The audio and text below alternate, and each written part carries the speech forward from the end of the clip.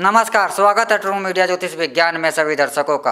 हम आज आपको बताना चाहते हैं कि घर में सत्यनारायण भगवान की कथा जरूरी है। हाँ, बहुत ज़रूरी है। और प्रत्येक पूर्णमासी के दिन तो भगवान सत्यनारायण की कथा अवश्य ही करनी चाहिए। क्यों करनी चाहिए, इसका भी एक कारण है। क्योंकि यह संसार जो है 3 गुणों की प्रकृति में ही चल रहा है। और यह 3 गुण प्रकार की प्रकृति है। पहला कि आपका आकार घेरना, यानी कि हमारा शरीर, यह सबके पास है और इसकी शक्ति भी सीमित है। दूसरी शक्ति है चेतना। चेतना यानी कि आपकी यह जागृत शक्ति कि आपको किस दिशा में जाना है। और तीसरी शक्ति है आनंद। आनंद वह परमात्मा के पास है, परम आनंद। हर आदमी इस दुनिया का सिर्फ एक ही कार्य करने के लिए उसका एक ही मकसद है, वह चाहे पाप कर रहा है या पुण्य कर रहा है, वह सिर्फ इस आनंद के लिए ही कर रहा है। फर्क मात्र इतना है कि कोई क्षणिक आनंद के लिए कर रहा है, जैसे कि धन का ज़्यादा लोभ आपको कुछ समय के लिए थोड़े समय के लिए ही आनंद दे सकता है, इसीलिए इसे क्षणिक आनंद कहा जाता है। एक आजीवन आत्मा के लिए आनंद चाहता है तो वह परम आनंद ईश्वर के पास ही प्राप्त होता है। तो अपने अपनी मंजिलें हैं, कोई क्षणिक आनंद के लिए दौड़ रहा है, कोई परम आनंद के लिए। तो इन 3 शक्तियों में एक शक्ति जिसे कहते हैं भगवान विष्णु की चलायमान चेतना। चेतना ही तो चलायमान है। गति कौन कर रहा है? हम गति का अर्थ है कि हम जी रहे हैं तो हमारी गति है, हम चल रहे हैं, हम स्थिर नहीं हैं। और जो चीज़ स्थिर है वह मृत्यु है इस भौतिक जगत में, वरना यह हर चीज़ अपनी गति है। तो यह गति किस शक्ति के द्वारा से हो रही है? उस शक्ति का नाम है विष्णु, श्रीमद् नारायण, भगवान विष्णु, जिन्हें पालन कहा जाता है, जो जगत का पालन कर रहे हैं क्योंकि चलायमान है। एक किसान खेत में अन्न उगा रहा है तो उससे सारा संसार भोजन कर रहा है। तो यह जो खेत से, जो ज़मीन से भोजन का उत्पादन पेट तक पहुंच रहा है, तो यह क्रिया गति ही तो है।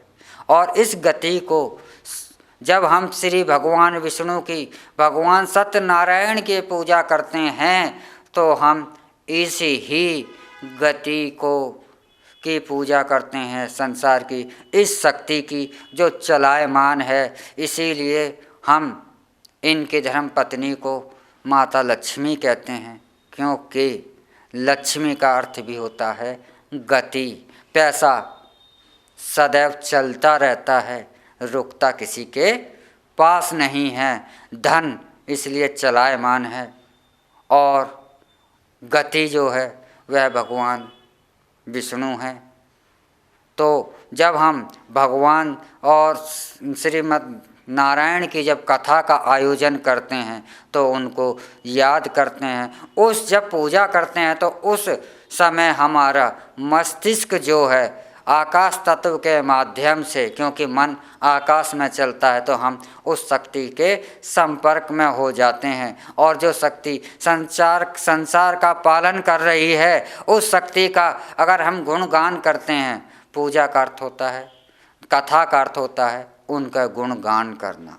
अब यहाँ पर बहुत से दर्शक पूछते हैं कि सत्यनारायण की कथा में कौन सी कथा सुनाई? सत्यनारायण की कथा तो अनंत हैं, हरि अनंत, हरि कथा अनंत। भगवान विष्णु के तो अनंत रूप हैं, इतने रूप इस संसार में वह इतने रूपों में व्याप्त हैं कि उनको हम गिन भी नहीं सकते।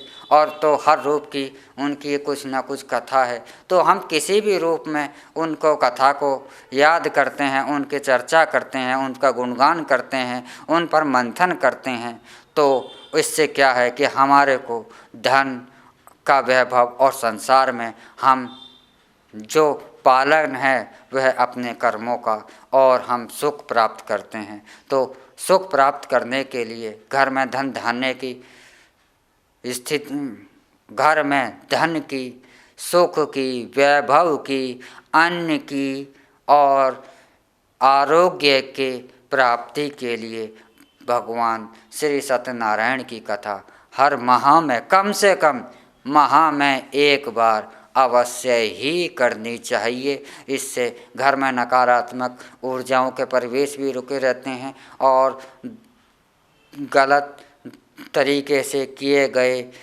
कर्मों से, टोने टोटकों से भी आप सुरक्षित रहते हैं। नज़र दोष जैसे दोषों से भी आप बचे रहते हैं। तो प्रत्येक पूर्णमासी के दिन श्रीमन सत्यनारायण भगवान की कथा अवश्य ही करनी चाहिए। भगवान विष्णु का अवश्य ही जाप करना चाहिए। भगवान विष्णु का रूप रामायण भी है, भगवान विष्णु के रूप कृष्ण भी है। तो आप उनकी कथा तो अनंत है, कोई सी भी कथा पर मंथन कर सकते हैं, उनकी कथा पर चर्चा कर सकते हैं। इसलिए क्योंकि आपको सुख और समृद्धि, वैभव सबकी प्राप्ति हो सके। ओम नमः शिवाय। भगवान भोलेनाथ सबका कल्याण करें।